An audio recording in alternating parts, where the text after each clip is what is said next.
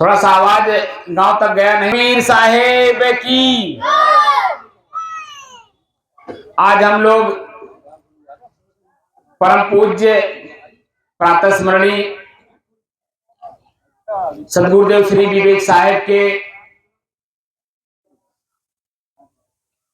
बरसी में हम लोग उपस्थित हैं और आज हम लोग उन्हीं पर कुछ चर्चा करते हुए अपने मानव जीवन को धन्य बनाएंगे। तो कुछ संवाद हम विवेक साहेब के नाम पर ही करते हैं आप लोगों से कि जथा नाम तथा गुण था उनके अंदर में, और वही गुण जो हम लोगों को मिला है उसी आधार पे भी हम आप लोगों से चर्चा करेंगे। हम लोगों के जीवन में दो क्षेत्र है, एक व्यवहार क्षेत्र, एक परमार्थ क्षेत्र। तो आप लोग प्रतिदिन 24 घंटा व्यवहार क्षेत्र में हैं। ये तो संत महात्माओं का जो सत्संग कभी कभी सुनने को मिलता है या कुछ भजन सुनने को मिलता है, उसी में थोड़ा सा विवेक जागृत होता है भीतर से कि ये शरीर नश्वर है, कल छूट जाएगा और इस जीवन का कुछ सार्थकता किया जाए। उसको बोलते हैं क्षणिक। जैसे हम लोग जब शमशान घाट पे जाते हैं तो क्षणिक विवेक होता है कि सब क्या ही है गतिबा। देखा एक को धुर जमीन जायदाद लेके गई लेना आई, लेकिन जैसे ही शमशान घाट पे उनका दाह संस्कार हो जाता है, वो जो पंच लकड़ी मारते हैं, मारने के बाद फिर वही पीछे आंख मुड़ करके फलनवा हमार खेत जोत लहलिस, यश हो गई वश हो गई, फिर उसी में लीन हो जाते हैं। तो व्यवहार क्षेत्र में विवेक जगता है लेकिन क्षणिक होता है। कोई बीमार हो गया, कोई घर गिर गया किसी का,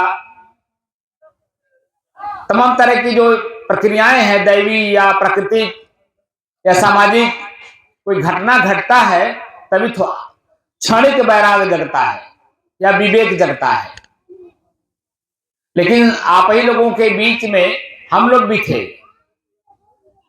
विवेक को स्थिर किया गया, इसलिए जीवन को बदल दिया गया। तो हम लोग अध्यात्म क्षेत्र की चर्चा कर रहे हैं। तो अध्यात्म क्षेत्र का मुख्य उद्देश्य है कि मैं कौन हूं। अध्यात्म जो शब्द है वो अपने आप में ही वो कह रहा है कि मैं कौन हूं। जो लोग स्कूल में वास्तव में मन से पढ़े होंगे उस शब्द को पकड़ेंगे। मैं आप लोगों को बता रहा हूं, अध्यात्म शब्द का जब संधि विच्छेद करेंगे तो दो शब्द बनता है, आदि धन आत्म। तो आदि शब्द का कोई अर्थ नहीं निकलता है क्योंकि वो अधूरा है, और जब उसे पूरा करते हैं तो उसमें दो शब्द बन जाता है, और जब दो शब्द बनता है तब उसका अर्थ निकल पाता है। अध्याय और अध्ययन, ये आदि शब्द को जब हम पूरा करते हैं तो ये दो शब्द मिलते हैं, अध्याय और अध्ययन। अध्याय का मतलब होता है पाठ। जैसे आप लोग किसान हैं तो किसानी करना भी एक पाठ है, सबके बस का नहीं है। गोस्वामी तुलसीदास जी ने इसीलिए लिखा कि कृषि निरावहि चतुर किसाना। जो किसान होगा वही खेत की निराई कर सकता है। हमको कोई कह दे कि आप खेत की निराई कर दीजिए तो हम कर पाएंगे? क्योंकि हमने कभी किया ही नहीं है। तो हम तो धाने काट देंगे, लेकिन किसान को पता है कि धान कौन है और उसमें खर क्या है, क्योंकि धान को छोड़ना है, खर का निराई करना है। और निराई का मतलब होता है उखाड़ के फेंकना। आप लोग खुरपी चलाते हैं ना, दो धान के बीच में जो खर है बीच में, उसकी निराई कैसे करते हैं? खुरपी से ही ना। खुरपी पतला होता है, दो धान के बीच में वो आराम से आ जाता है, खर को निकाल देता है और उसको निकाल करके आप बाहर कर देते हैं। और उसमें क्या बचता है? जो आपका फसल है, जिससे आप पैदावार लेना चाहते हैं। तो हमारे जीवन में खर भी है और इसी में अच्छी चीज भी है। भगवान कृष्ण ने गीता में 16वें अध्याय में दोनों का वर्णन कर दिया है, दैवी शक्तियां और आसुरी शक्तियां। काम, क्रोध, लोभ, मोह, ईर्ष्या, जलन, प्रसन्नता, निंदा, चुगली, बुराई, ये सब आसुरी शक्तियां हैं और ये हमारे आपके सबके भीतर भरे पड़े हैं। और इसी में दया, क्षमा, संतोष, धैर्य, विचार, विवेक, गुरुभक्ति, नम्रता, कोमलता, निर्भयता, ये सब भी भरे पड़े हैं। अब दोनों में से एक का निराई करना है और एक को रखना है। तो कैसे निराई करेंगे? उसी की कला हमारे संत महात्मा आप लोगों को सिखाते हैं। तो अध्याय और अध्ययन, तो किस अध्याय का अध्ययन करना है? हमें अपने शरीर को खेत बनाना है और इसी में जो खर है उसको निकाल देना है और जो इसी में फसल है उसको यथावत बने रहने देना है। तो जब खर और जो वास्तविक हमारा फसल है दोनों को जब जानेंगे तभी तो एक को निकालेंगे और एक को रखेंगे। और जब तक दोनों को अलग अलग जानेंगे नहीं तब तक अलग अलग दोनों को बिना जाने खर निकलेगा नहीं और जो हमारा फसल है हमारे शरीर में रहेगा नहीं। इसीलिए गीता में एक शब्द आता है किंकर्तव्य विमूढ़। हम लोग खुद अपने ही विचारों में भ्रमित हो जाते हैं, कौन सी बात अपने अंदर में हम पालन करें जिससे हमारा जीवन खुशहाल हो और किस विचार को अपने जीवन से निकाल दें या बने रहने दें कि जिसके कारण हम दुखी हैं। तो अध्याय और अध्ययन, किस अध्याय का अध्ययन करना? अध्ययन माने खोज करना। तो उसी में लास्ट में शब्द है आत्म। तो आत्म शब्द का जब अर्थ देखेंगे तो वहां मिलता है, चार अर्थ मिलते हैं, स्व, स्वयं, मैं और निज। अर्थात अध्यात्म शब्द अपने आप में खुद कह रहा है कि स्वयं अपने आप को खोजो कि मैं कौन हूं। तो हम लोग इस समय अध्यात्म में बैठे हुए हैं। ये जो सत्संग हो रहा है ये अध्यात्म क्षेत्र का है। तो यहां पर हम लोगों को एक शब्द का प्रयोग करना है। जैसे हम लोग जहां पर बैठे हुए हैं ये स्थान विवेक साहब के नाम से प्रसिद्ध है। नाम उनका विवेक था और हम लोग विवेक करना है, हम लोगों को करना भी विवेक है। तो विवेक शब्द का मतलब होता है कि दो चीजें एक में मिल गई हैं उनको अलग अलग करना। दोनों अलग अलग नहीं करेंगे तो किसको ग्रहण करना है या किसका त्याग करना है कैसे जानकारी होगी?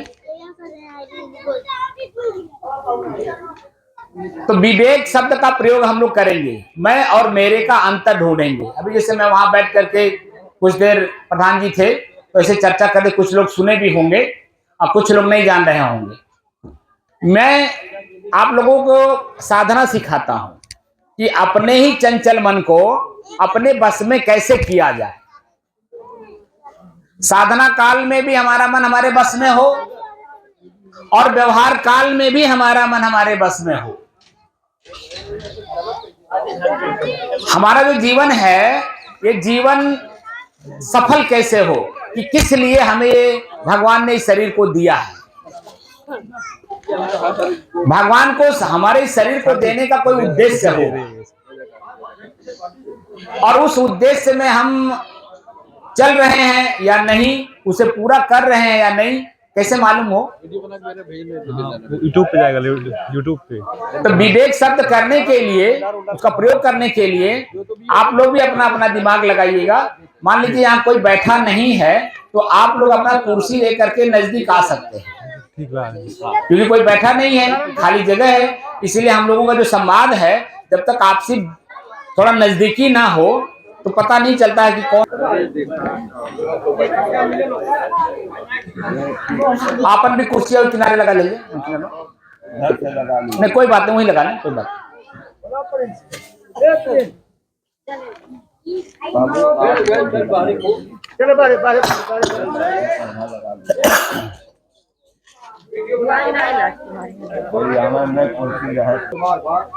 नहीं। मेरा शरीर मेरा है, हाँ ठीक है। और आप लोग बताइए, इन्होंने तो कहा कि शरीर मेरा है, और आप लोग बताइए। अच्छा कोई बात नहीं, अभी आपकी भी बात पे आएंगे। आप लोग बताओ भाई, विजय बाबू आप तो कुछ सुने भी थे। नहीं, दोनों के कैसे हैं? दोनों की नहीं है भाई। नहीं एक, नहीं नहीं कोई बात नहीं, आपस में ना चर्चा करिए, हमसे संवाद करिए। नहीं कोई बात नहीं, हम बढ़ेंगे साजी। बस खाली देखिए बुद्धि लगाना है। जैसे आप लोग किसान हैं, जब खेत में पसीना बहाते हैं और जो आप कमाते हैं उसको जैसे तैसे यहाँ वहां नहीं आप फेंक देते हो। तो मैं आपके अपने मस्तिष्क रूपी खेत में कुछ परिश्रम करवाना चाहता हूँ, ताकि वो आपके दिमाग में रहे बात। दीपक ना मैं उलूल जुलूल बात, जैसे इन्होंने कहा मेरा है, ये भी कह रहे हैं मेरा है। और कोई बताए, आप लोगों को कुछ समझ में आ रहा है नहीं?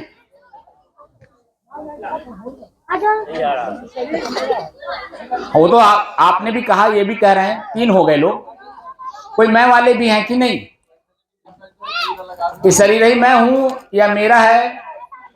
तो ये 2 लोग, तो 3 लोग तो बता दिए कि मेरा है। अच्छा चलिए इनसे संवाद करते हैं, आप लोग सुनिएगा। अगर ये शरीर मेरा है, ठीक है ना, तो एक प्रश्न है, मैं और मेरे का अंतर जानते हैं कि नहीं? मैं और मेरे का अंतर, पढ़े लिखे लग रहे हैं।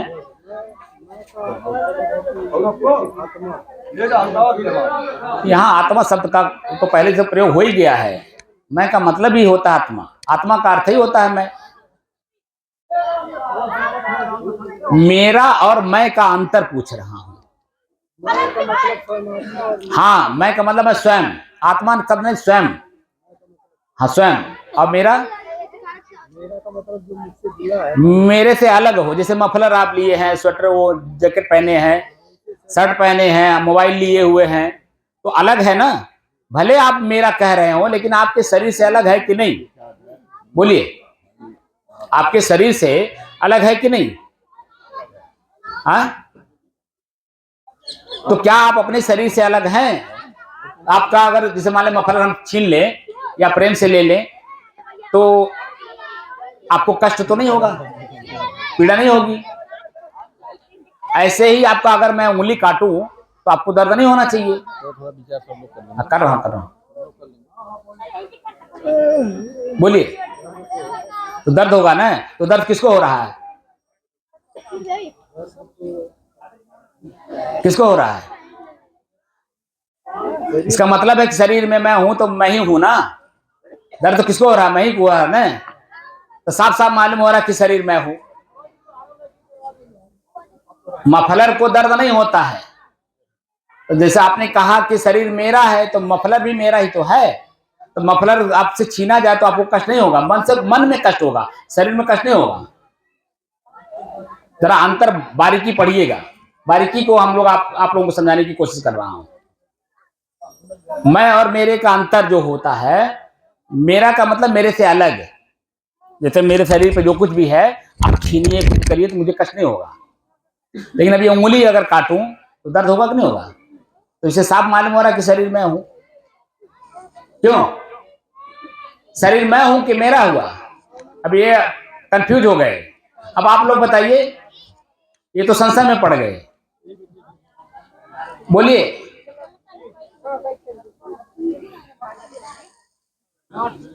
क्यों? साफ साफ मालूम हो रहा है ना मैं हूं, कभी नहीं हुआ कि नहीं हुआ? अरे आप बोलो भाई, ये लोग तो बोल ही रहे हैं, आप बोलो हुआ कि नहीं हुआ? आत्मा शरीर की बात है, आत्मा परमात्मा की बातें नहीं हो रही। मैं और मेरे का अंतर की बात हो रहा है। शरीर को उंगली अगर आपके काटूं या सुई चुभाऊं तो क्या चुभाने देंगे? तब तो शरीर मेरा कैसे हुआ? वो तो साफ साफ मालूम हो रहा है कि मैं हूं। क्यों? ऐसे क्या अभी कंफ्यूज हो या नहीं? तो मैं हूं कि मेरा है? मेरा है। तो जरा तो सुई लाओ, उनको कोचो, उनको दर्द नहीं होगा।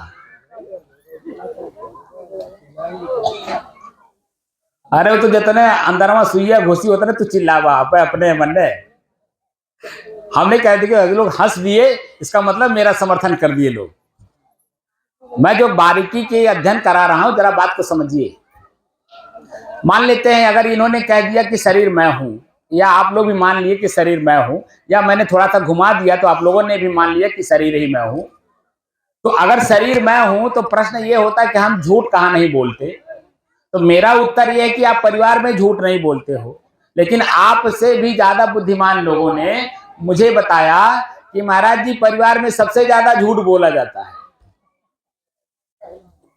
लेकिन मैंने उसका सॉल्यूशन आप लोगों को दिया है। जैसे एक तसला है, बीच में रख लीजिए, एक मेंढक यहां से पकड़ के तसले में रखिए और दूसरे को पकड़ने जाइए, तो जब तक दूसरे वाले को ला के रखेंगे तब तक वो पहले वाला मेंढक मिलेगा? बोलिए, नहीं मिलेगा ना। लेकिन अगर उसी तसले में जाली लगा दिया जाए तो एक नहीं सैकड़ों जन आप मेंढक उसमें पकड़ सकते हैं। तो परिवार जो हमारा है वो वास्तव में मेंढक है। लाख कोशिश आप लोग करते हो अपने परिवार को बांधने के लिए, अपने विचारों में, अपने भोजन प्रसाद में या किसी चीज में, लेकिन किसी न किसी सदस्य का गुस्सा आपको देखने को मिल जाता है प्रतिदिन। सही कह रहा हूं गलत? तो उसमें जो झूठ आप बोलते हो उनको अपने में मिला करके लेके चलने के लिए झूठ बोलते हो, तो वो झूठ नहीं होता है। मैं जहां कह रहा हूं वहां वास्तव में सच बोलते हो। जैसे सर में दर्द होता है तो साफ साफ आप लोग कहते हो कि मेरे सर में दर्द हो रहा है। कोई कहता है कि मैं सर में दर्द हो रहा हूं? बोलिए। अभी जैसे मैं घुमाया तो आप भी कंफ्यूज हो गए, अपने बात पे स्थिर नहीं रहे। मान लीजिए आप स्थिर हो तो और लोग तो हंस दिए और लोग भी स्वीकार कर लिए। आप नहीं स्वीकार किया, आपके बगल वाले स्वीकार कर लिए।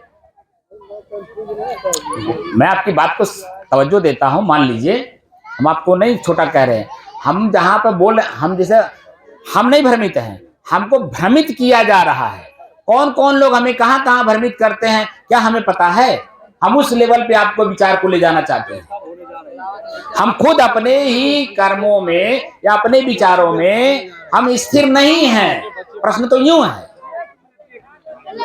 हमारे जैसे बुद्धिमान लोगों ने आपके बुद्धि को मार दिया। अब जैसे धीरे से एक बात, दो बातें आप लोगों को बताता हूं। भगवान कृष्ण के पैदा होने से पहले आकाशवाणी हुई, ठीक, कि आपको आपकी बहन के 8वें पुत्र के द्वारा आपका मृत्यु है।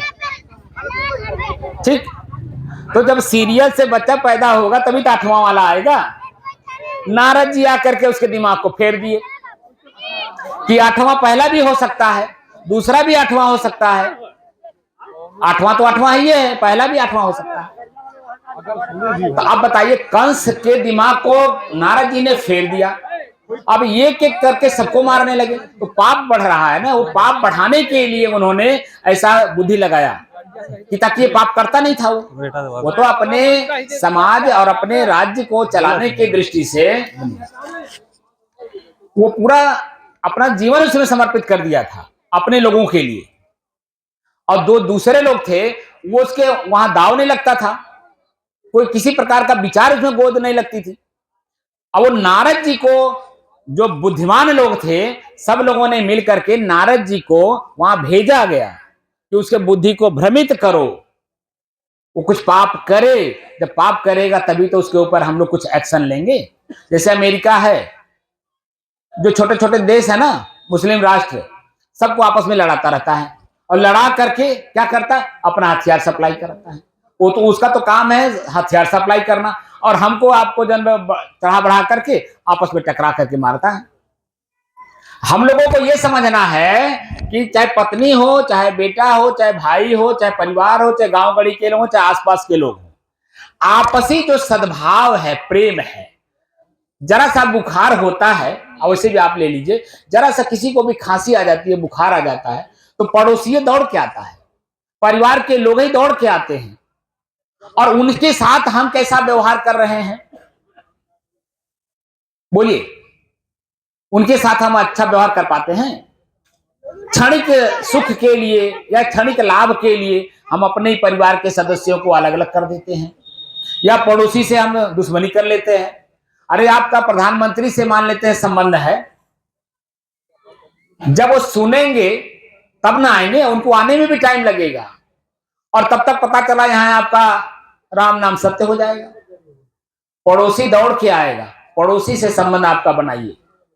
कहीं भी किसी भी जगह आप देखिए, इन्वेस्टिगेशन जो होता है पुलिस डिपार्टमेंट से या किसी डिपार्टमेंट से, तो वो लोग आते हैं आपके गांव में, आपके पास नहीं आते हैं, आपके गांव में आते हैं। तो कहाँ जाते हैं? आपके आस पड़ोस से लोगों के विचार लेते हैं, आपका रहन सहन, खान पान, बोली भाषा, हर तरह का वो लोग पूरा डिटेल ले लेते हैं, और उसी में आपकी पूरी गाथा जिंदगी का दे देते हैं कि आप क्या किए हो। तो हम लोगों को दूरदृष्टि रख करके, हमारे जो संत महात्मा हैं वो एक जन्म नहीं, जैसे अंग्रेज लोग हैं, कोई भी काम करते हैं तो एक खाली काम के लिए नहीं करते हैं, वो कम से कम टारगेट 200 साल का रखते हैं। 200 साल तक आप लोग बुजुर्ग लोग हो, देश आजाद हुआ, अपने भारत में रेलवे लाइन कितनी पतली थी, लेकिन उसके बगल में आपने देखा होगा कि जमीन कितना एक्वायर हुआ, कितना दूर तक वो लोग काम करते हैं। और हम लोग भारत में रह करके, और हमारे भारत के ऋषि महर्षि या अपने बड़े बुजुर्ग हम लोगों को दूरदृष्टि देते हैं, दूर तक सोचने की क्षमता देते हैं, और हम लोग जब ऊंट की तरह अपने खाली नीचे देख रहे हैं। खाली हमें ये समझ रहे हैं बस यही शरीर में ही जो कुछ है, इसके बाद हमको न रहना है और ना ही जो है हमें कोई सुख दुख भोगना है। अरे सीधी सीधी सी बात था, हम कल थे कि नहीं थे? आज है कि नहीं है? और कल आशा करके ही तो काम कर रहे हैं, तो सीधा सीधा सिद्धांत कि आप आगे भी रहोगे। अरे इस शरीर के पहले भी आप थे, और इस शरीर में तो है हैं, इस शरीर के बाद भी आप रहोगे। जो कर्म संस्कार ले पिछले जन्म का था, उसी को प्रारब्ध बोलते हैं, और उसी को हम लोग खा रहे हैं। जैसे आपके जेब में जो आज पैसा है, आज तो आप लोगों ने मेहनत किया नहीं होगा भंडारे के चलते, तो आज की कमाई तो आपको मिलेगी नहीं, लेकिन जो कल की कमाई थी वही तो आज आप खर्च कर रहे हैं। चलिए हम आप लोगों से फिर बाद में चर्चा कर लेंगे। अब हमारे संत महात्मा लोग, अब और भी लोग बोलने वाले आ गए हैं, तो मैं चाहता हूँ किसको दूं? आप लोग भजन गाएंगे ना? हाँ? तो पहले आप लोगों को, पहले आपको दें? नहीं, पहले प्रद्युम्न बोले। बीच में ये तो हम लोगों के शिष्य हैं, तो वो हमारे गुरु भाई थे, तो हमारे शिष्य ही लगेंगे। तो मैं प्रद्युम्न जी से चाहूंगा कि वो भी अपने विचार अपने पूज्य दादा गुरु जी के लिए कुछ समर्पित करें। बोलिए सदगुरु कबीर साहेब की जय। छटनी होगी है, दर्द होने लगता है, खुजली होने लगती है, तो उस समय में क्योंकि आंख मेरा है, मैं तो आंख हूं नहीं, तो आंख हमसे कुछ मांग रहा है। वो क्या मांग रहा है? आराम मांग रहा है ना? तो क्यों मांग रहा है? पढ़े लिखे बच्चे हो, बात को समझो। हमारी जो आंख है, मैं तो आंख हूं नहीं, तो आंख के पीछे जो बाल है, बाल की तरह पतली पतली नसें हैं, उसके अंदर में खून होता है। लगातार देखने की वजह से अंदर की खून जल जाते हैं, सूख जाते हैं, तभी तो चुभन होता है। हमारी बात को समझिए, हम क्या कह रहे हैं। आंख जो चुभन होती है या गड़न होता है या दर्द करता है, वो कारण क्या पड़ता है? तो कारण का निवारण क्या मांग रहा है? थोड़ा देर के लिए आप आंख बंद कर दीजिए। तो जब आंख बंद कर, आपके आंख की जो शक्ति है देखने की, वो रिलैक्स हो जाती है, तो खून का जो सर्कुलेशन है वो पूरी नसों में फैल जाती है। तो फिर जब आप आंख खोलते हो तो तरोताजा वही चित्र, वही दृश्य जब दोबारा देखते हो तो नई और तरोताजगी के साथ देखने लगते हो। लेकिन जब लगातार देखते हो तो धुंधलापन आता है कि नहीं? क्यों? गलत नहीं कह रहा हूं? हमारे यहाँ हमको भ्रमित कर देता है, किसी का चेहरा कुछ दिखा देता है। क्यों? क्योंकि हम अपने आंख को कभी पढ़ते नहीं, क्योंकि आंख मेरा, मैं तो आंख हूं नहीं। कपड़ा मेरा है, मेरा ही आंख मुझे देखता है तो कहता है गंदा हो गया है, जरा उसको धो लो। तो हम क्या करते हैं? धोते हैं कि नहीं धोते हैं? तो आंख मेरा है, आंख में कमी आ रही है, तो आंख आपको कह रहा है कि थोड़ी देर के लिए आंख बंद करो। तो क्या हम बंद करते हैं? आज से आप लोग संकल्प लीजिए कि अपने शरीर के साथ दुर्व्यवहार नहीं करेंगे, क्योंकि शरीर मेरा है और मैं इसी में हूं, इसका प्रयोग करना है। जब तक आप इस शरीर में रहेंगे, 100 साल तक जिए या 50 साल तक, 25 साल तक, 5 साल, जब तक आप रहेंगे आपकी वजह से ये शरीर पीड़ादायक भी होता है और आरामदायक भी होता है। आप किसको चाहते हो? सब लोग आराम चाहते हैं ना, बोलिए। यथावत बता रहता है, तो हमारे अंदर में बुराई भी है और हमारे अंदर में अच्छाई भी है। बात समझ रहे हैं नहीं? तो हम अच्छाई को रोकें और बुराई को निकालें, तो कैसे निकालेंगे? जब जानेंगे तभी तो निकालेंगे। हमारे शरीर पे जो कपड़ा है ये साफ सुथरा है, हम इसको पहने हुए हैं, लेकिन जब हमारे यहाँ हमको बताया दाग लगा हुआ है, आंख देखा और मस्तिष्क को पता चला कि दाग लगा है, तो दाग को छुड़ाएंगे कि नहीं छुड़ाएंगे? क्या उसी कपड़े को दोबारा पहन करके हम आप लोगों के बीच में आएंगे? क्योंकि आप ही लोग कहेंगे महात्मा जी जरा अपने कपड़े का दाग छुड़ा लीजिए, कहेंगे कि नहीं कहेंगे? ऐसे हमारे मन में दाग है बुराइयों का, ईर्ष्या, द्वेष, जलन, प्रसन्नता, निंदा, चुगली, तमाम तरह की चीजें हैं ना। जब हम जानेंगे तभी तो अपने जीवन से निकालेंगे, और जब जानबे नहीं करेंगे, हम जो प्रयोग कर रहे हैं, हम समझते हैं कि हम सच बोल रहे हैं, सच काम कर रहे हैं, लेकिन हम सच कर रहे हैं हमें खुद पता नहीं, और उसी में पता चलता है तू मैं हो गया, और तू मैं में ही जन्म लड़ाई झगड़ा कुल लाठी डंडा भाला फड़का कुल चल जाता है। हम अपनी चीजों को अपने बस में कैसे करें? जो लोग यहाँ बैठे हुए हैं सुखजीव लोग हैं, वो लोग जो लोग मोटरसाइकिल चलाते हैं, तो मोटरसाइकिल को मैं नहीं समझते हैं, मेरा समझते हैं, तभी तो जन्म जहाँ हार्न बजाने की जरूरत होती है हार्न बजाते हैं, जहाँ उनको एक्सीलेटर लेने की जरूरत होती है एक्सीलेटर लेते हैं, जहाँ उनको ब्रेक लेने की जरूरत होती है वहां ब्रेक लेते हैं। तो जानते हैं, क्योंकि भीतर से भयभीत है कि जरा सा भी अगर गड्ढे में गिरेगा तो चोट मोटरसाइकिल नहीं खाएगा, चोट मुझे लगेगा। बात समझ रहे हैं कि नहीं? ऐसे ही हमारा शरीर एक गाड़ी है, मोटरसाइकिल है। अब इसमें जैसे हाथ है, पैर है, आंख है, कान है, ये सब किसके हैं? मेरे हैं ना, मैं तो हूं नहीं। ये क्या मेरे कंट्रोल में है? कोई कुछ बोल दिया उठा के बेलना मार दिए, कोई कुछ बोल दिया उठा के लाठी मार दिए। तो हाथ को प्रेरणा कौन दे रहा है, और उसका जो परिणाम आएगा उसको कौन भोगेगा? किसी का सर फूट गया, बहुत लोगों को देखता हूं कि अचानक मार देते हैं, मारते तो हल्के में है लेकिन लग जाता तेज, और पता चला पीछे लग गया, पता चला वो बेचारा बेहोश भी गिर गया। अब आप बता दीजिए भागेगा कौन? खुद भागेंगे ना। डर गए, भयभीत हो गए। आंख मेरा है, तो आंख किसी को देखा, अब अपने को आंख को पढ़ना है कि आंख ने किसको देखा। तो आंख ने देखा तो आंख तो उसको उठाएगा नहीं, ना बोलेगा ना सुनेगा उसकी बात को, वो सिर्फ देखने का काम करता है। लेकिन देखते ही मन बन जाता है, और मन चित्त के पास जाता है। कहता जैसे बच्चा है, वो हमको देखेगा, आंख से देखेगा, अब मैं कहूं जरा मेरे पास आओ, तो वो नहीं आएगा। क्यों? वो पहले पहचानना चाहता है कि आखिर ये हुआ कि कहां से आयल बाटे, ये ऐसा कपड़ा काहे पहले बाटे। हर तरह का दिमाग लगा करके वो पहले समझना चाहता है कि आखिर ये व्यक्ति है कौन।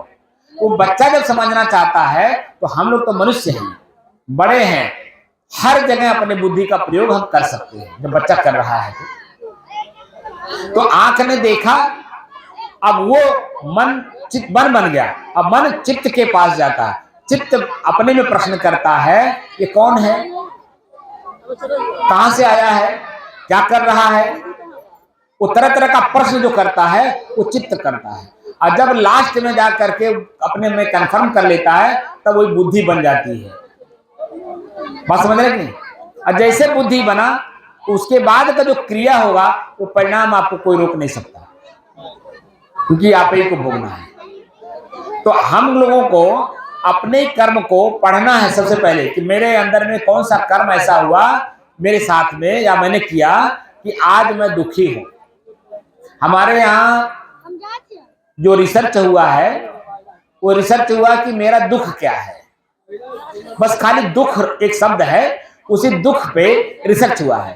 सदगुरु कबीर साहब बीजक में कहते हैं, बहुत दुख दुख दुख की खानी, तब बची हो जब राम ही जानी। साफ साफ कबीर साहब कहते हैं राम को जान लीजिए और अपने दुख से अपने आप को बचा लीजिए। राम किसको कहते हैं मालूम है आप लोगों को? ये दशरथ पुत्र राम नहीं। राम शब्द को समझिए। राम शब्द जब व्याकरण में जाएंगे तब समझ में आता है। रम और घम दो धातुओं से राम शब्द की उत्पत्ति हुई है। रम क्या है और घम क्या है? रम का होता है कि रमण करना, यानी लीन हो जाना, वही हो जाना। और घम कहते हैं आकाश। क्या है? घम कहते हैं आकाश को। जिसकी बुद्धि, विचार, विवेक, कर्म आकाश की तरह हो, स्वच्छ हो, निर्मल हो, निर्द्वंद हो, निश्चिंत हो, निष्फिक्र हो, ऐसा व्यक्ति वह राम होता है। और जो उसका कर्म अपने जीवन में अपनाता है उसी को, जैसे भगवान राम, हम लोग भी 22 जनवरी 2024 को मैं भी राम वहां प्रांगण में था अयोध्या में, और वह मैं एक एक व्यक्तियों का जो वहां पर उन लोगों ने बोला है उसको सबको मैंने कैच किया है, वीडियो बनाया है और मेरे यूट्यूब चैनल पे अब हमारे हृदय में विराजमान है। वो राम कौन से राम है? आपके अंदर में जो बोलने वाला उसको बोलते चेतना। चेतना रूपी राम को जानने के लिए हम लोग ये सत्संग कर रहे हैं। आपके अंदर में ही चेतना है। जो आप हो मैं हूं। जो मैं है शब्द है ना शरीर के अंदर में, उस लेवल पे जब हम देखेंगे तो चींटी से लेकर के मनुष्य तक जितने चलने फिरने वाले लोग हैं सब वही हैं। जो मैं हूं वही वो है, वही आप है, वही मैं हूं। लेकिन अपने शरीर के प्रयोग करते समय जिसने भी जैसा प्रयोग किया, शरीर सबके पास है। आपके पास भी 2 हाथ है, 2 कान है, 2 आंख है, मुंह हाथ पैर सब कुछ है। आप अपने शरीर को कहां प्रयोग कर रहे हैं? और मेरे पास भी वही चीज है।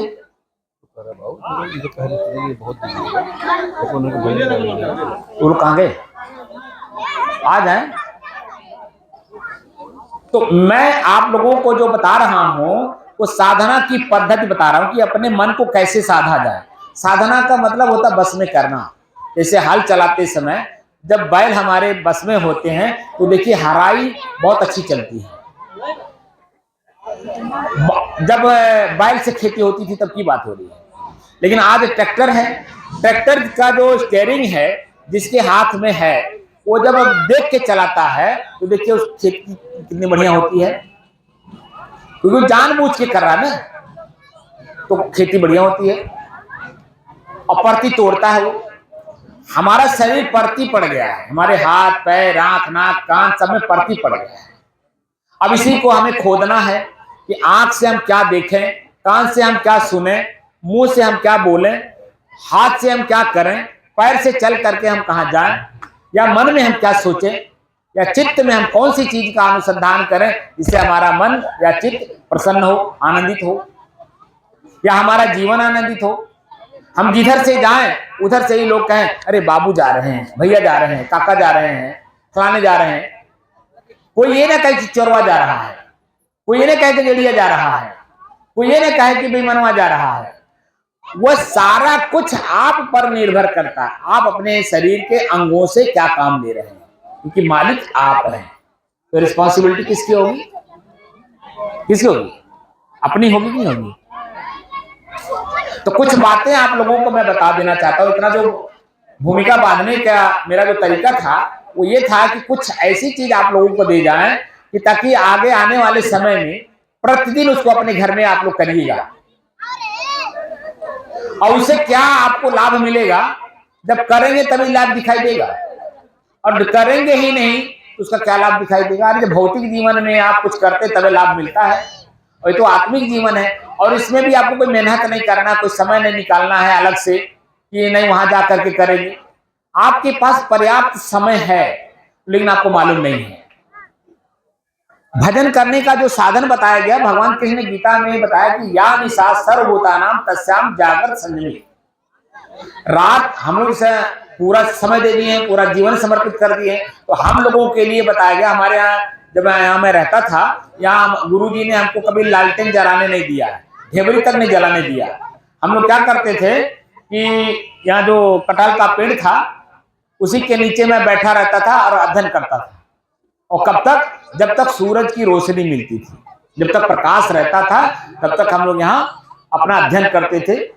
और जैसे रोशनी गायब हुई, हल्का सा अंधकार हुआ, जो कुछ भी हम लोगों के पास दिन का बचा रहता था वो हम लोग अपना ले लेते थे। और क्या करते थे कि 8 बजे तक हम और गुरुजी दोनों जने, गुरुजी उस पे चारपाई पे रहते थे और मैं वही कुआं पर अपना चटाई बिछा के बैठता था। तो जो हम लोगों की आंतरिक बात होती थी, जो मुझे करना था, जो हमें उनको समझाना था कि आपका व्यक्तिगत काम क्या है, उसके बारे में वो बताते थे। तो 1 घंटा हम लोग चर्चा करते थे आपस में। उसके बाद यहाँ मड़ई थी, आप लोगों ने देखा होगा, मड़ई थी, आप इन लोगों का बनाया हुआ था। एक तरफ गुरुजी अपने बिस्तर पर, एक तरफ मैं, और पूरी रात हम लोग अपना अपने अपने जगह पे ध्यान लगाते थे। पूरी रात। दिन में कोई नहीं समझ पाता था कि ये लोग भजन कब करते हैं, और हम लोग रात में अपना काम कर लेते थे। और दिन में ये भी सब लोग साक्षी हैं, सब लोग। कोई भी आता था दौड़ करके हम लोग बोरिया दे देते थे, चटाई बिछा देते थे। यहाँ नल था, कोई भी आता था तो गुरुजी क्या बेटा दौड़ के नहीं चला, क्योंकि बड़ा है ना, तो पानी पीने में जरा दिक्कत होती है, इसलिए चला दिया करो, आदमी आराम से पानी पी ले। तो शुरुआती दौर में जब मैं आया तो जब पानी चलाने जाता था तब मुझे बड़ा झेप लगता था कि बेचारा झूठ से पानी पी रहा है। तब फिर मैंने क्या किया कि भेली रखता था, भेली, कि मैं दौड़ करके भेली लाता था, भेली लीजिए पानी पीजिए, भेली लीजिए खाइए तब पानी पीजिए। और फिर मैं यहाँ पेड़ के नीचे कटहल के चटाई बिछा देता था, जो जैसा होता था। कोई किसी को मैं चारपाई होता था या खटोला था, उसको बिछा देता था, थोड़ी देर के लिए आराम कर, क्योंकि फिर आपको कब आराम मिलेगा कोई पता नहीं है। तो हम लोग सेवा भी करते थे, और जो लोग अनपढ़ लोग आते थे उनको बैठ करके पढ़ करके सुनाते भी थे, और कुछ पढ़े लिखे लोग आते थे उन्हीं से पढ़वाते भी थे कि आप पढ़िए हम लोग सुने। तो गुरुजी बड़े चालाक थे, तो क्या करते थे कि जो पढ़ने वाले लोग होते थे तो उनको देते थे बहुत किताब पढ़ा, लेकिन थोड़ा जोर जोर से पढ़ा। तो क्योंकि जो पढ़े लिखे लोग हैं जानते करते हैं कि शॉर्टकट चलते हैं, और गुरुजी ये सब नहीं चाहते थे कि हर शब्द को आप समझने का प्रयास करिए, क्योंकि आपके अंदर में जो ब्रह्म है ना, जो आत्मा है, जो राम है, उसके भावनाओं को आप कैसे व्यक्त करते हो? शब्द के माध्यम से ही। तो शब्द जो उच्चारण करिए वो शुद्ध होना चाहिए, ताकि आदमी सुने और सुन करके ये समझ जाए ये कहना क्या चाहते हैं। अधूरा न बोलिए कि वो समझ ही ना पावे। इसीलिए कहते थे बाबू पूरा जोर जोर से पढ़ा, और जब जोर जोर से पढ़ते थे त्रुटि करते थे तो कहें बाबू जरा दोबारा पढ़ा। इनाई कह के तो गलत पढ़ा दिया, कहें वो तेने दोबारा पढ़ा, गलत सुनना है। तब जब दोबारा बोले तो शब्द को जरा संभाल के पढ़, क्योंकि उनको चेतना धीरे से अंदर से आ जाती थी कि हम गलत पढ़े हैं, इसलिए गुरुजी टोके। बात समझ रहे कि नहीं आप लोग? तो वो चेतना जो होती है ना भीतर की, वो हमारा काम है उसको हम जगाएं। आपके अंदर में सोई हुई जो चेतना है उसको जगाने का काम संत महात्माओं का है। तो संत महात्माओं ने हम लोगों को जगाया, मैं खुद भी जगा, और जगा तो आप देखिए आप लोगों के माध्यम से मैं YouTube चैनल बनाया हूँ। YouTube चैनल पे आजकल मैं साधना सिखाता हूँ। वैसे भी मैं यहाँ अपने बस्ती में जो संभ्रांत लोग हैं सब लोग हमसे सीखते हैं, तो उसमें हम साफ साफ कहते हैं कि अपने को कैसे जाना जाए। तो आंख बंद करिए और अपने श्वास को, अब देखिए काम की बात बता रहा हूं, अब आप लोग सुन लीजिए काम की बात। हम लोगों को अपने घर में क्या करना है, हमारा अपना श्वास यही देखना है, अपने से अलग होकर के। अपना जो सांस है ना, जो श्वास ले रहे हैं हम लोग, इसी को अलग होकर के देखना है। तो प्रश्न करिए कि अपना श्वास अलग होकर के कैसे देखें? ये प्रश्न होगा कि नहीं होगा? क्योंकि हवा कहीं दिखता है, तो अपने श्वास हम अलग कैसे हो और अलग करके कैसे देखें? तो उसको कहते हैं महसूस करिए। क्या करिए? आंख बंद करिए, चाहे जैसे बैठिए। तो कोई जरूरी नहीं कि आप हमारी तरह मुद्रा में बैठिए या सीधी रीढ़ की हड्डी सीधी करिए, यहाँ उसका कोई महत्व नहीं है। महत्व है भीतर का। आप कुर्सी पे बैठ के कर सकते हैं, लेट के कर सकते हैं, दीवार से चिपक के कर सकते हैं, पलथी मार के कर सकते हैं, किसी भी आसन में कर सकते हैं, क्योंकि भीतर का काम करना है। तो भीतर के काम को करने के लिए हमको रिलैक्स होकर के करना होगा किसी भी तरह। उसको कहते हैं सुख आसन, किसी भी तरह से सुखपूर्वक अलग होकर के अपने श्वास को महसूस करिए। तो पहला प्रश्न अपने आप से करिए कि मेरा श्वास कैसे चल रहा है। क्या अपने आप से प्रश्न करिए कि मेरा ही श्वास कैसे चल रहा है।